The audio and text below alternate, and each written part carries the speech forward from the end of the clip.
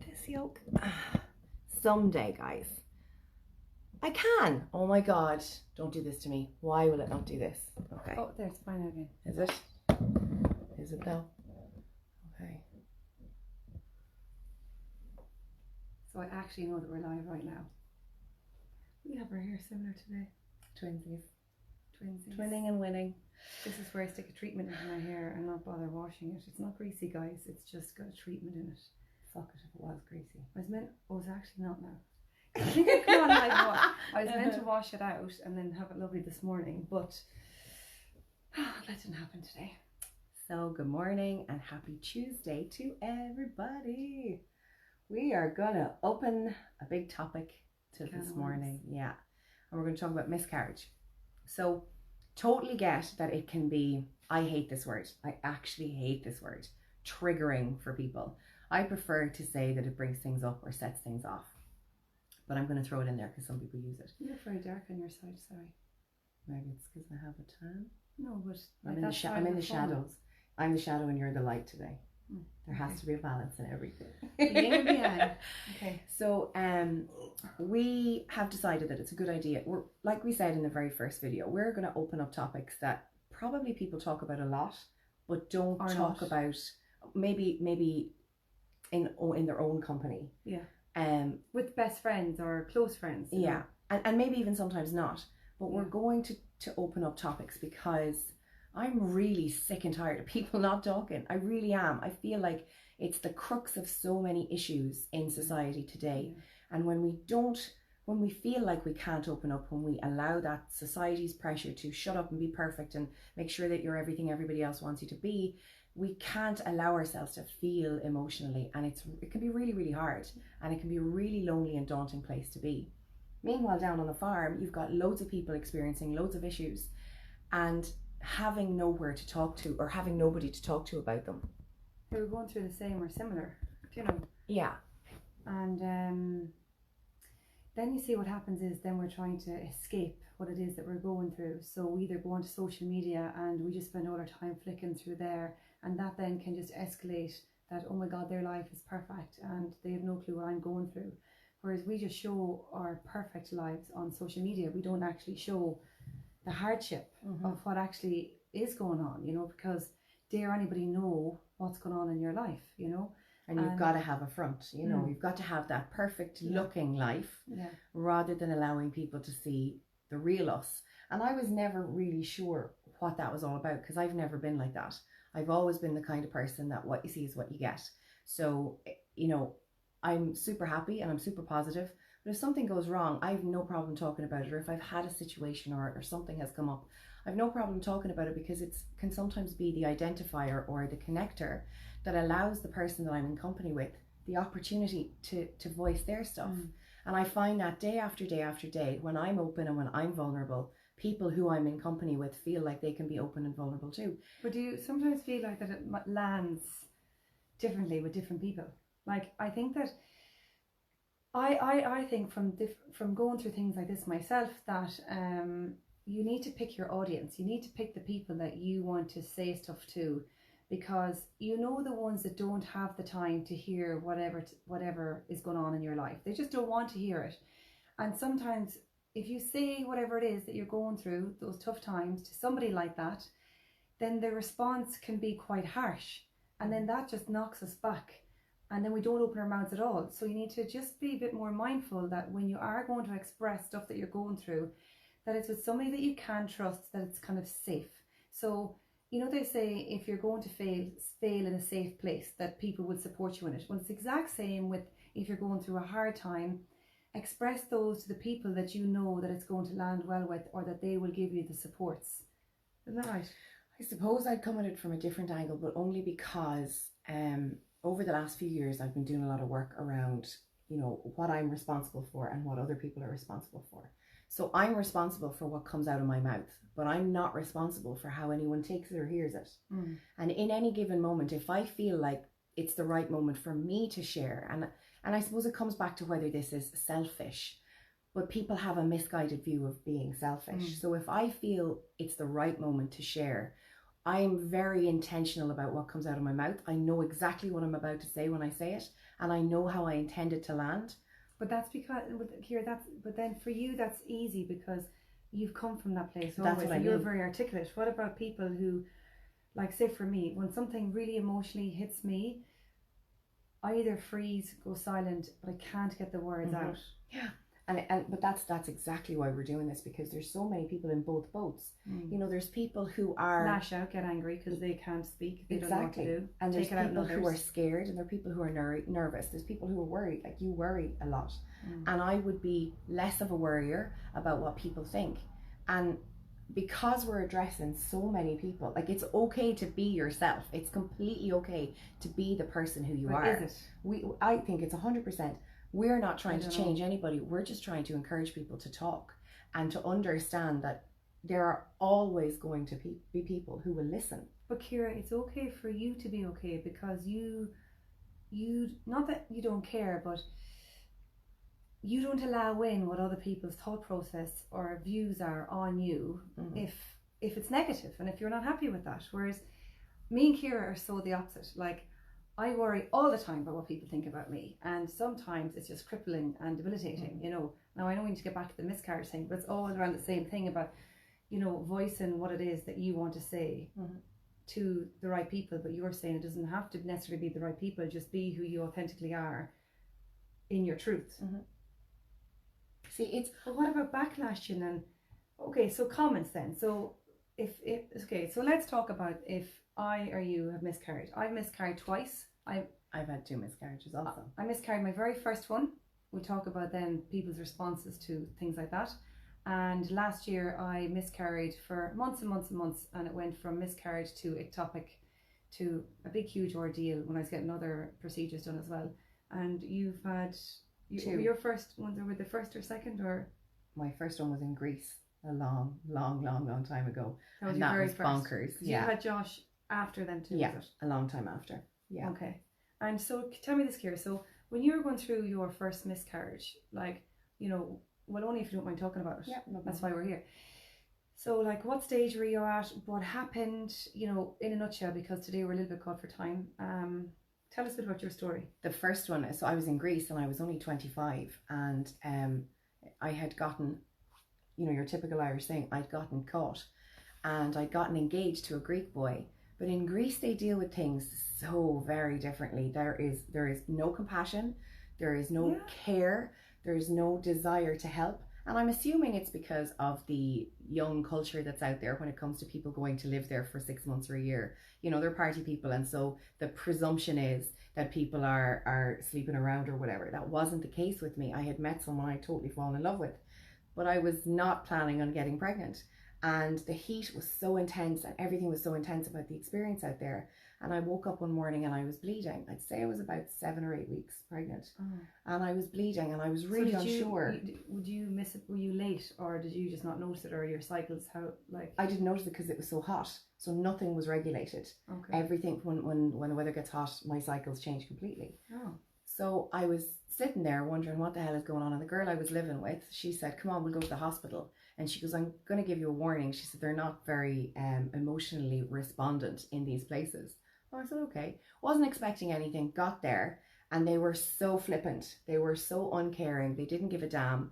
It was really matter of fact, but in a very gruff way. Is it all places in Greece? Because we want to be careful that we're not going to insult the whole. Well, I won't say where it is so that you're not going to, like, you know. So it was just really, really flippant. And then the way that they described it was, and obviously my Greek was really not good, and Ruth is fluent in Greek, and she said, they've just told you you've had a natural abortion, you need to go home and just continue life as normal. And I was like, but it hurts and I'm bleeding and I don't understand what you're talking about, and I don't understand the term natural abortion. You say this with a smile on your face now, but back at the time, like, what kind of emotions? Oh, I was gutted. We drove, the drive that we had to take was an hour and a half. So on the drive home, I was heartbroken on the way home, because my dream was to always be able to have kids. And I'd been told at the age of 24 that I would not have kids. There was a 99.9% chance that I wouldn't. So at 25, I get pregnant. It's not the right time and it wasn't meant to happen. But now I'm having this natural abortion, aka a miscarriage, in a foreign country. And thankfully, the group of people that I had, and I told everyone, I had no problem saying you know, to the friends and the family that I had created out there, this is what's after happening. And by me saying it, it was phenomenal the amount of girls that came to me in the bar, and they would say, oh my God, we've had the exact same experience where this has happened and this has happened.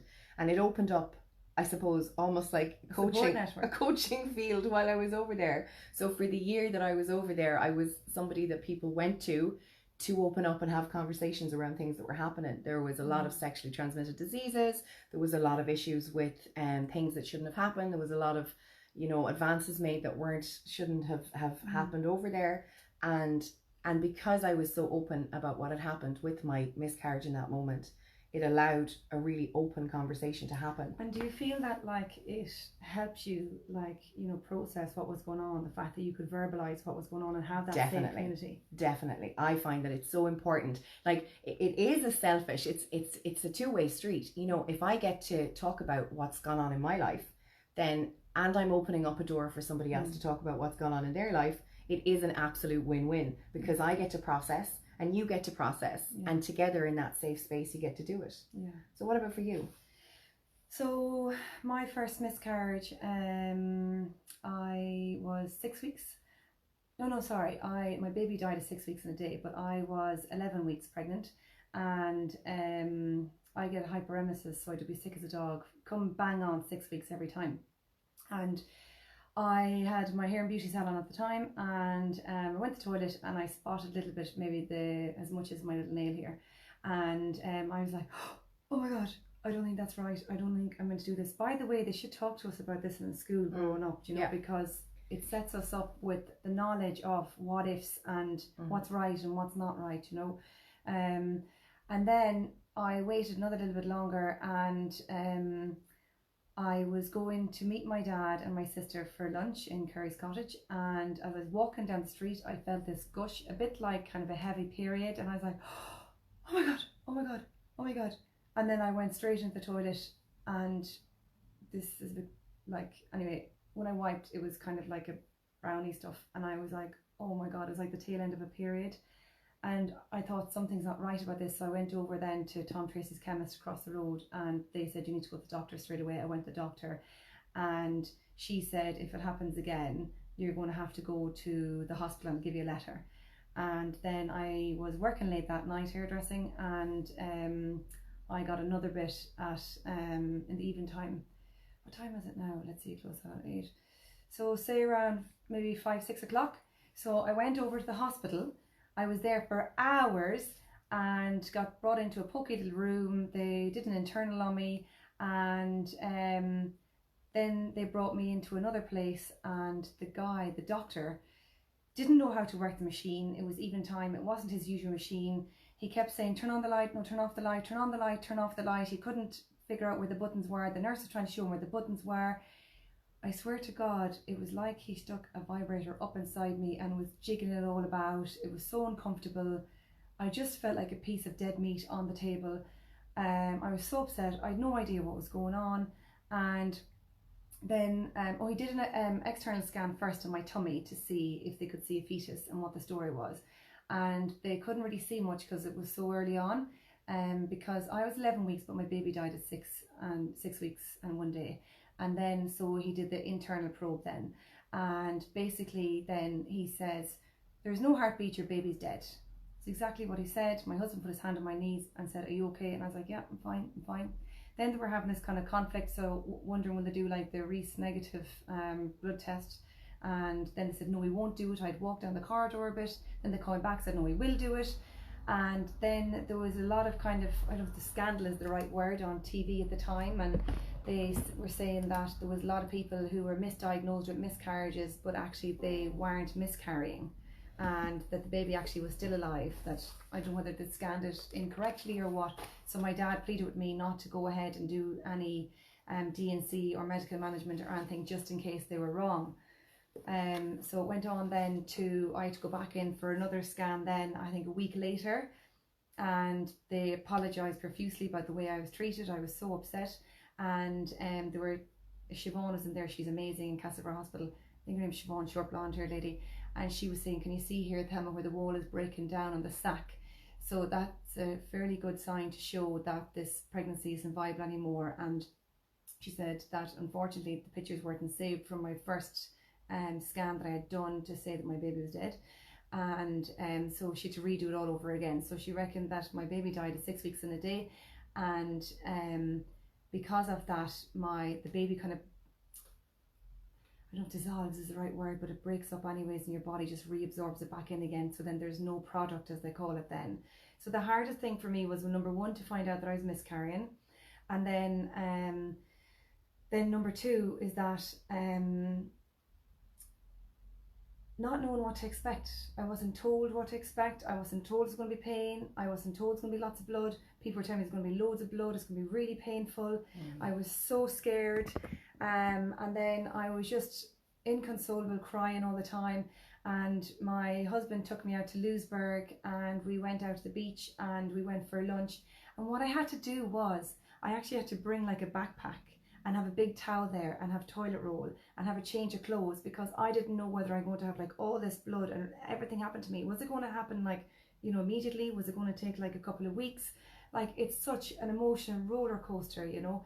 And then I didn't want to have a D&C because for me personally, I was abused as a child, so I didn't want to be knocked out and not knowing what was going on in the situation. Now, I'm sure it's very safe, you know, and nothing would happen if you have a D&C, but these are just my fears, and we'll talk about that another time.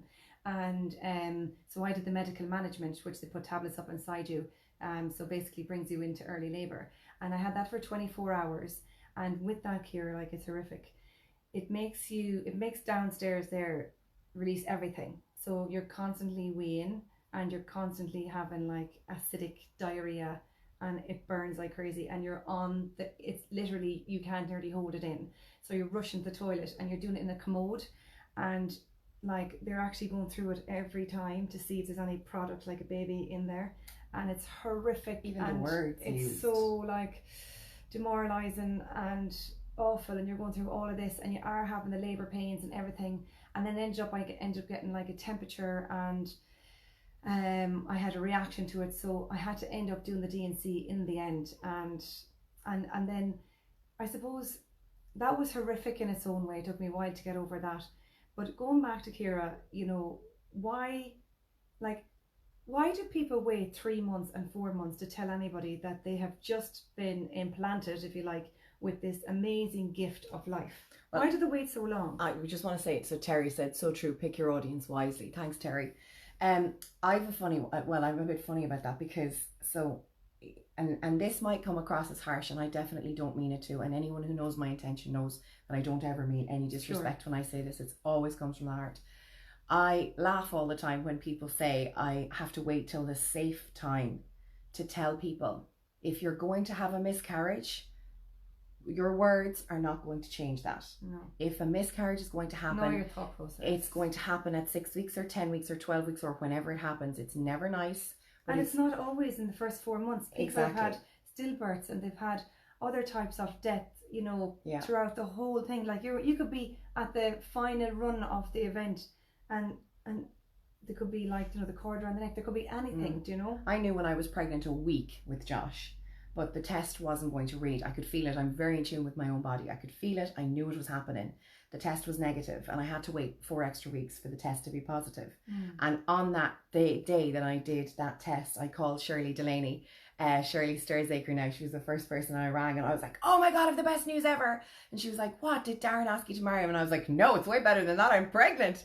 And I was so excited. It was the best thing that's ever happened. And everybody, bar none, were like, Ciara, you shouldn't be telling anyone that you're pregnant. What if something goes wrong? And I'm like, if something goes wrong, it's going to go wrong. Me flapping my lips and telling half the countryside is not going to change that. Now I get it. I do understand that as a nation, we can be really superstitious. That's completely understandable. Do you think it's because of that? I think it's because, well, from what people said to me, you shouldn't tell anybody till you're 3 months or 4 months, simply because if you miscarry, then you're kind of nearly red-faced, or you have to go back then and tell people that you God. miscarried. And that drives me nuts, because why would you be red-faced or embarrassed about telling someone that there was a gift or shame or any of those emotions? And to have to come back and say to somebody, oh my God, like, but this brings it back to why we're having this conversation. Yeah. I'm devastated, I've had a miscarriage. If you tell someone that, the response should be, oh my God, I'm so sorry for you. Not, well, she did tell us when she was 5 weeks. That doesn't make any sense. Or what happened to me was, well, isn't it great that you know you can get pregnant? Like that's all fine well, it's not even really fine to say that, but like if you've had kids already, then maybe. But like I was thinking to myself, sure, there's no guarantee that I'm going to get pregnant again. Like there's no guarantee that's going to happen. So how can you tell me that? And I know people mean well, but like, on what planet do you say these things? I know. Do you know? Or maybe the baby wasn't viable for life, Thelma. There could have been anything wrong with that child. Like, now, I don't mean this sort of badness, and there are children out there though that have a lot wrong with them and who've gone, like, who are in hospital having serious operations all the time. So at what point is it horrifically bad that child couldn't have come into this world? So I think people just say things just to say things sometimes, and they don't think the thought process behind it. Yeah. Like, okay, so what would you think would be a good thing, or should you say anything when somebody tells you, Ciara, I'm miscarrying? I literally, well, you know what I'm like. I'd be, right, come on down, we'll sit down. If you need me to go through it with you, or I'll go to your house. Let's talk about this. What can I do for you? Do you need to relax? Do you need to talk? What can I get you? There would be nothing other than what you needed in that moment. I would be saying, there'd be no word. I know that sometimes people forget themselves. Hey, Gaggy, how's it going? Forget themselves and say crazy things. But in those moments, it's not, God, we're here again. It's not rocket science to just sit down and want to give the person a hug and want to say to the person, what do you need in this moment? I think that's important. Like, you're upside down. Oh, great. So we're sideways. Are we upside down? So we'll just go this way. Have we been upside down the whole way through? We have. Thank you, Gaggy, for letting us know we're upside down. That's probably how we are in life also. So yeah, like there's nothing in my mind would ever say, oh, isn't that terrible? God love you. But sure, you can get pregnant again, so that's fine. Yeah. I don't know. You're still young. You have plenty of time yet to have some more. For the older generation, though, I get it. Like the older generation come at things from a different angle. They're very pragmatic. With everything. Yeah. They're very stoic. I love that word. It's a great word. They're very stoic. Okay, you've had a miscarriage. Just get back on the horse and you'll be fine. Everything will be grand. Sure, God has a plan for you. And don't be worried about it. And don't stress. It could be worse. It could be worse. Yeah, exactly. And then you're kind of looking going, well, that diminishes my feelings of emotion in the moment. 100%. But I get it from those point of views. Yeah. I think it's the younger generation, people in their 30s and 40s.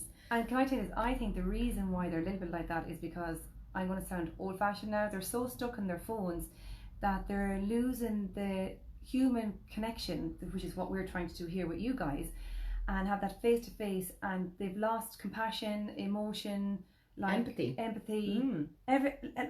Okay, they have. I'm not right. I don't want to brand everybody with it because they're not all like that. But there's an awful lot of kids, Ciara, that they're very emotionally immature. Oh no, there's huge amounts.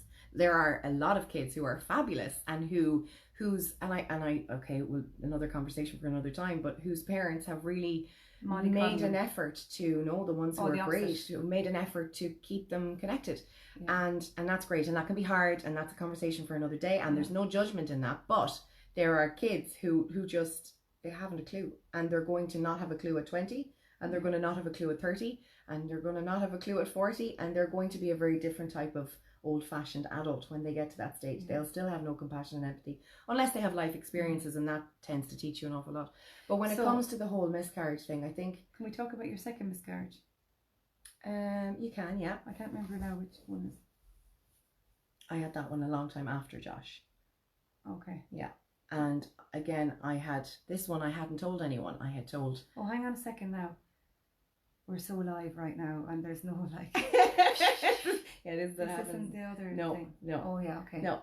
So I I had this one a long time after I had Josh, and like I said, I hadn't told anybody.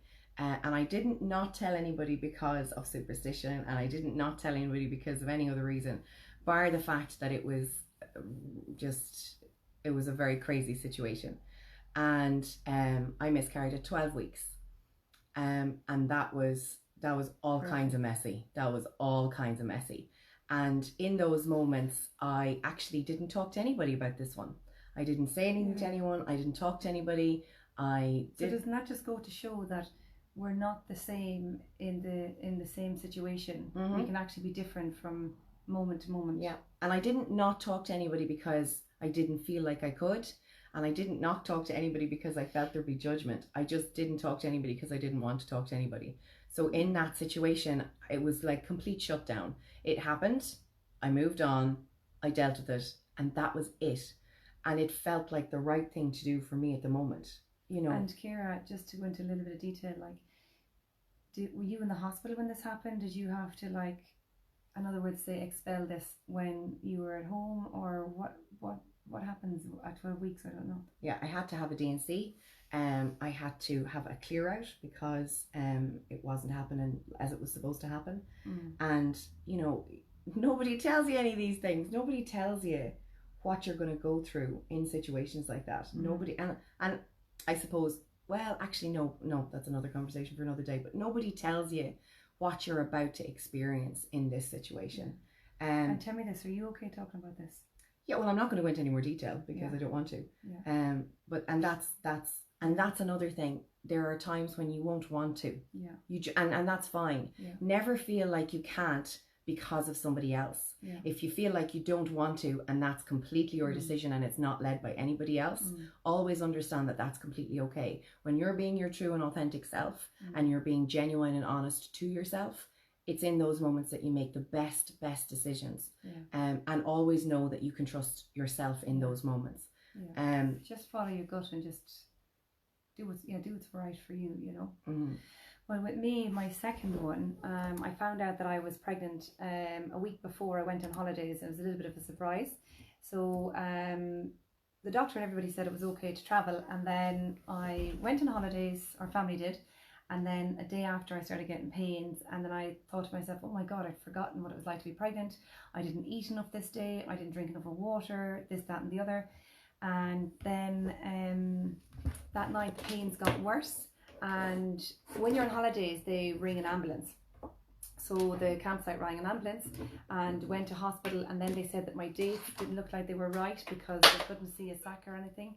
And so they did a blood test to see, and then they asked me then to come back again on the following Saturday. So that was, we arrived on the Tuesday, so that was the Wednesday. And then I came back on the Saturday. I was meant to go back on the Saturday, and I said there's no point because that morning I started to bleed, and I was like, oh my god. And then I rang a friend of mine then who had twins, and she lost a pint of blood and still carried on to have 2 healthy babies. So she was like, Thelma, look, it might just be that it's a heavy spotting, you might be okay. And so it's a whirlwind of stuff because you're trying to tell yourself, like, okay, is it will it be okay? Will it not be okay? I don't know what to do. I'm in a foreign country. Oh my God, do I have any supports here? And then I was only have to get my head around the fact that I was pregnant in the first place. Anyway, I went to the hospital simply because I started getting like really bad stabbing pains in my side. And they said to me, if that happens, it could be ectopic, and then that's really, really serious for you and your body. I'm so conscious that we're so close. I'm after having breakfast, my breath is stinking. I'm sorry, I brushed my teeth. I can just smell myself. I brushed my teeth too.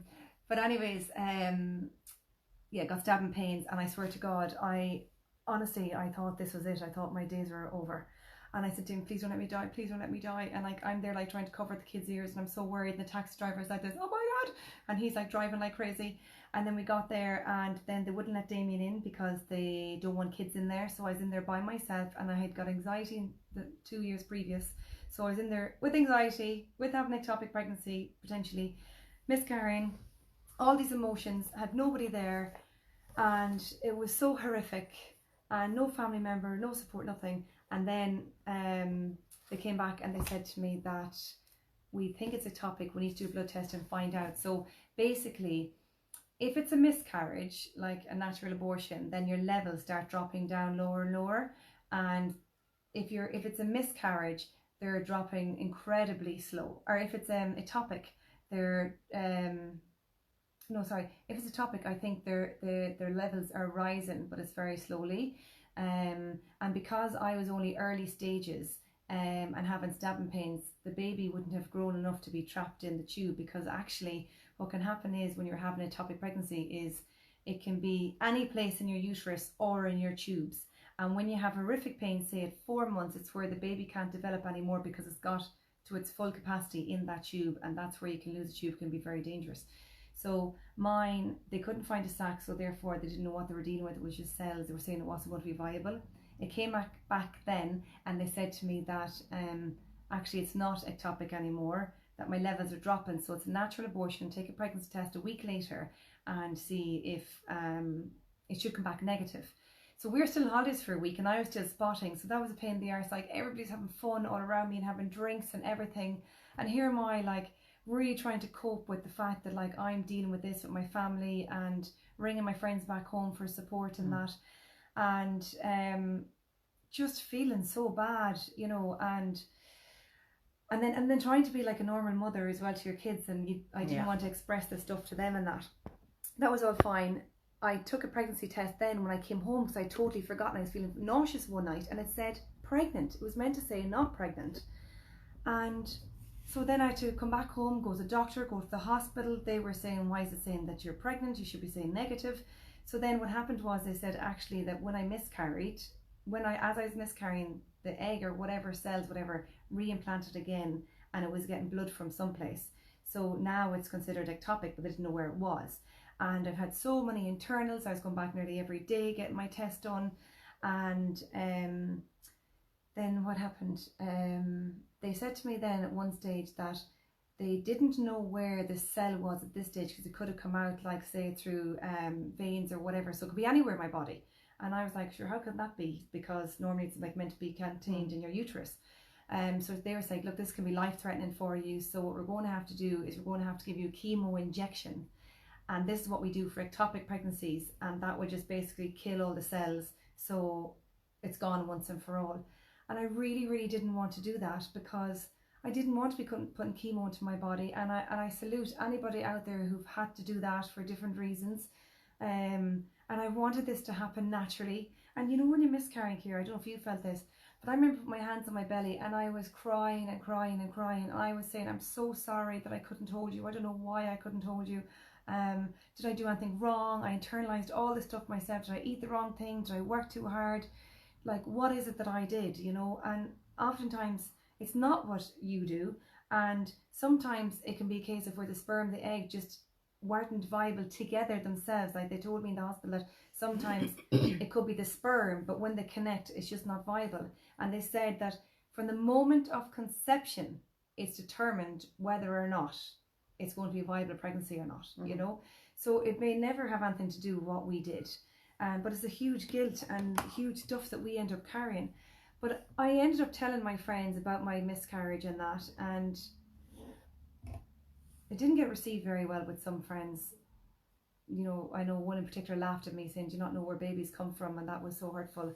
And of course I know where babies come from. And to say that to me when I'm going through such a horrific thing, and you know, I myself had asked the doctor, like, how could this be the case? But I had explained to my friend that this is what the doctor said, you know. And I don't know, just people don't know what to say to you. I did it on my own live video at the time when I was in the midst of it, and I got loads of support from people, and an amazing amount of messages from people, like, offering up their stories that they had never told anybody, and that they were only delighted that I shared this. And I remember you even saying, Ciara, like, you've got a good platform now to express, like, other taboo subjects. But it's just, family can be good for supporting you, and sometimes they can be tricky in that they mightn't want you kind of putting your dirty washing out in public or whatever. And so I didn't want to. I wanted to respect my family at the same time, because my husband is great and my family and everything, they're all great and they're all there for support. But I wasn't letting people know what I was going through because I didn't have my family support. I was letting people know what I was going through so that we can all talk about this together and not be like shamed that we're going through this. Like, we're women, we're so strong, we're so powerful, we've got these amazing bodies who are doing all of this work for us, you know, good and bad. And why can't we talk about and express this and be a support network for each other? I think you just hit the nail on the head when you said don't air your dirty laundry.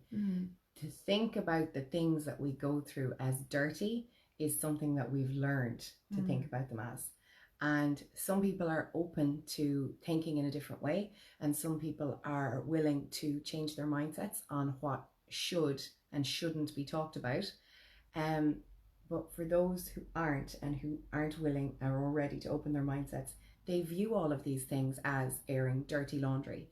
I'm sick and tired of hearing people talk about their own genuine stories, their authenticity, as something that's dirty, because it isn't.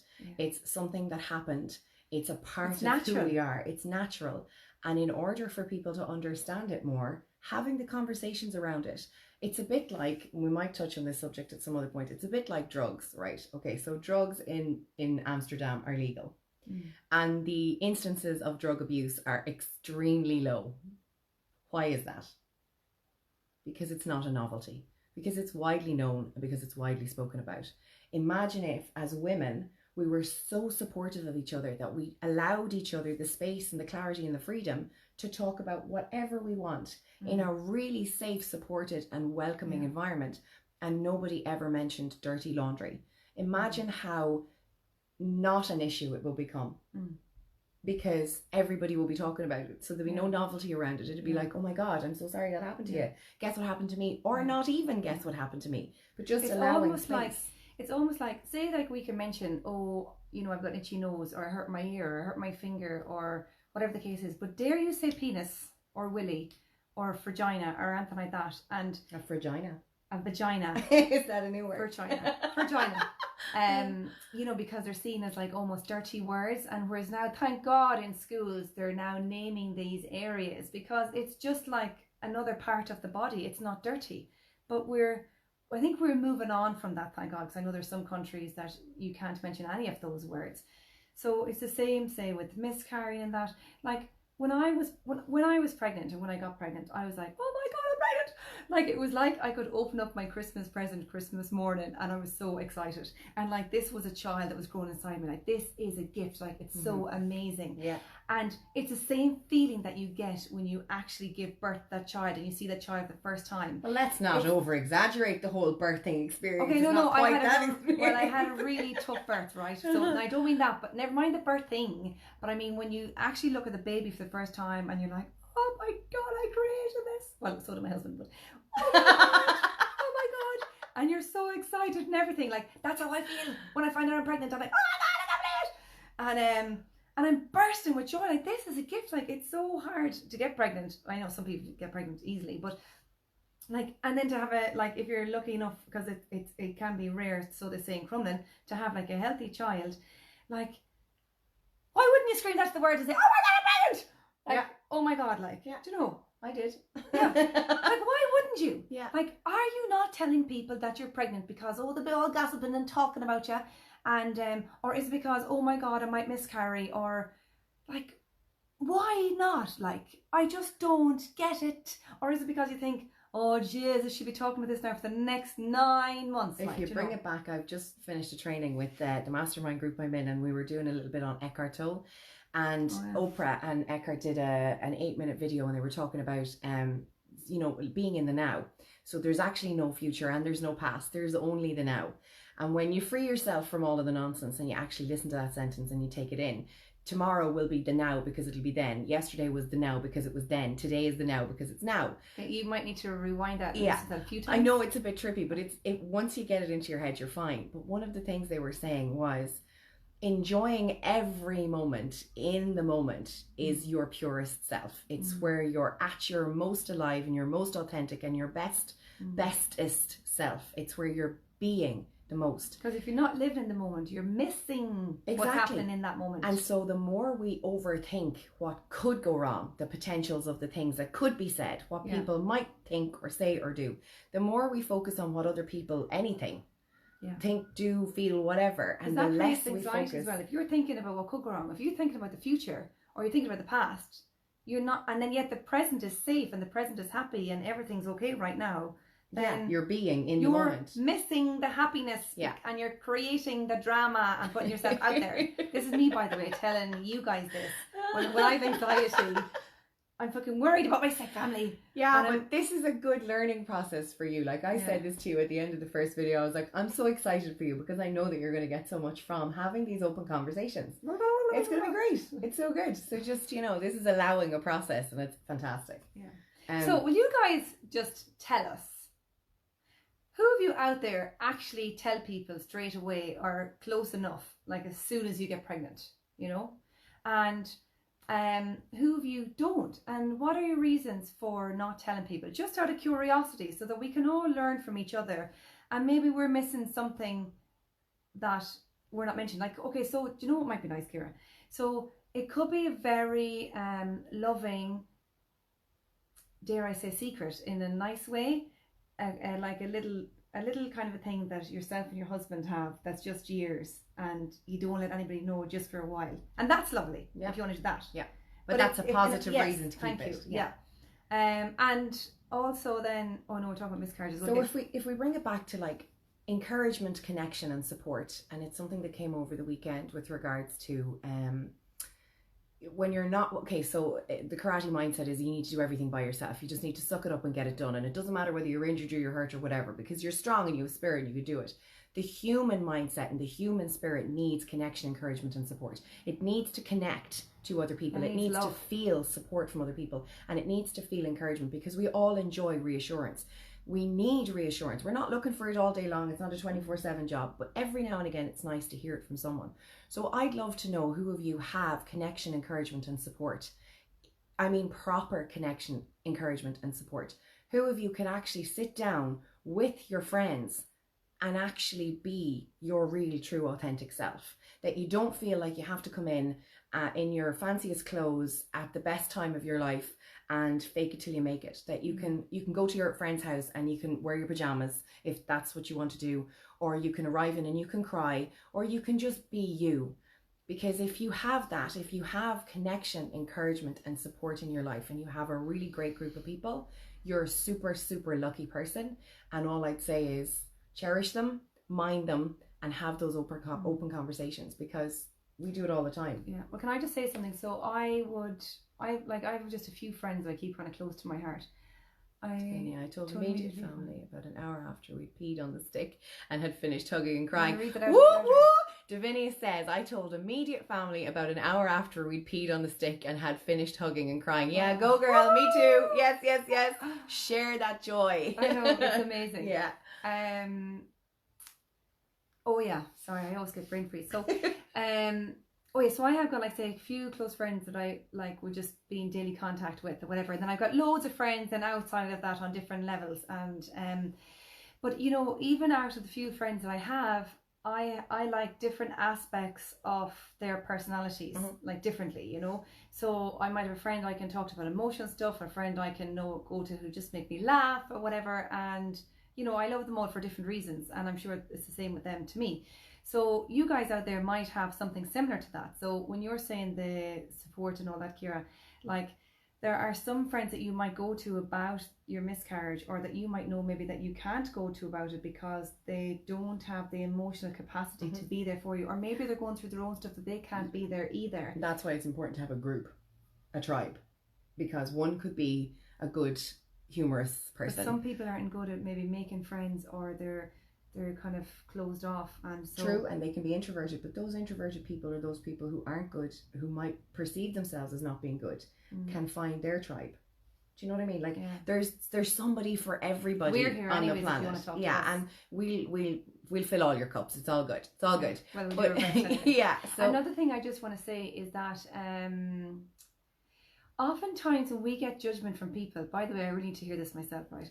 When we get judgment from people, saying like about the dirty washing or whatever the case may be, it's often a case because they themselves maybe don't have the courage to let people know what's going on for them in their lives, for whatever reason that is. And then sometimes for me and for all of us is that if we can look at it from their perspective and try and be in their shoes, and then we can take the personality out of it. Then it's not like personal to us, it's just that is just the way they are, but unfortunately they're kind of inflicting that onto us. So who we are always, or how people are to us, is a mirror really of themselves, and who we are to them is a mirror of us. So if we can just be courageous and brave enough to kind of walk the walk, be who you want to be, say what it is that you want to say, and just wait for, I don't know how I'm trying to describe this. I love that those words just came out of her mouth. Do you know, like, so basically that, what am I trying to say now? If you can stand, if I tell the Gibbons, or I can stand on my own and not worry so much about what people say and think about me, and in that space maybe, I want to cry, or the aftermath of it might be that people just might like me just the way I am. And so I'm actually going to cry. And so, that's the best thing you just said. Here, it's one thing saying it, it's another thing believing it. That's why I'm here. Oh, okay. You have no idea how important that is. That's so cool. That's so cool. Well, I'm not. Anyways, look, I'm saying this to you guys because I'm basically this putting is it the out there interwebs. Yeah, put it out to you guys because I need to hear this myself. Anyway, I've basically done what probably some of you have done, and I've expressed my concerns in miscarrying, in my abuse that I had as a child, loads of different things, and I've got like a bit of bad feedback coming back, like, you know, basically that keep your private life to yourself, and that was share that shit. Anyway, miscarriages. Okay, so what do we need to finish off talking about? So we gotta finish because I have to go and meet my brother, who I love very much, and wreck his head. So we are finishing on the fact that it is good to talk if you want to talk. That and please hear me when I say it's completely okay to not talk. Just make sure you're doing it because you don't want to talk, and not because Mary down the road has decided that she doesn't want to know about your dirty laundry. Yeah. That's Mary. You're you. Another thing is that there's lots of other ways. If you don't want to talk, you can do like going for walks, go out in nature, and journaling. Write a diary. Oh my God, it's amazing. And you know, we might do that someday. I might actually put up some prompts, some journaling prompts. You're really good at that, and like bullet points and organisation and diaries, and because I'm really bad at that. It's class. It's great to just sit down with your own thoughts and just go, right, just have a bit of a brain fart. It's actually called a brain dump, I heard. That makes me giggle every time I say it though. So it's just great to journal. But whatever way that fills you up, it's really important to do that. And if you need us, or if you want to have the chats, and if you want to talk about anything else, please feel free to write it in the comments and tell us what you'd like to hear or listen to, or join in the conversation. And of course, if anybody ever wants to come on camera with us, we have a little button. Don't know how to do some of the other buttons, but we know how to do that button. And one other thing I want to touch on that's really, really difficult is, if you don't mind, and we finish up then, is that people who've had to deal with, say, the aftermath of a miscarriage where there has actually been a fetus. So there's been like a burial, or there's been, you know, or the hospital takes the baby and you don't get to see it, because there is actually a mass that goes on in hospitals for people who have miscarried and who weren't allowed to bring the baby home for whatever reason. So if you want to touch on any of that, you know, or want to contact us. Davinia says you shouldn't care if someone likes you or not. They're avoiding something they see in you that they aren't comfortable seeing in themselves, their shadow side. You can't control that and shouldn't get wrapped up in it. Yes, girl, you keep preaching that shit. I love it. Very good. That is very, very well put. The thing is, we all, and we might do another conversation on this, we all have a shadow side. We all have a dark and a light. And the most important thing to understand is it's okay to have the dark, because it helps you with the light. And it makes you appreciate the light. It does. And the more you can connect with that, and another conversation for another day. Okay, I gotta go, people. We love you loads. Mwah. Have a fantastic Tuesday. Bye, guys.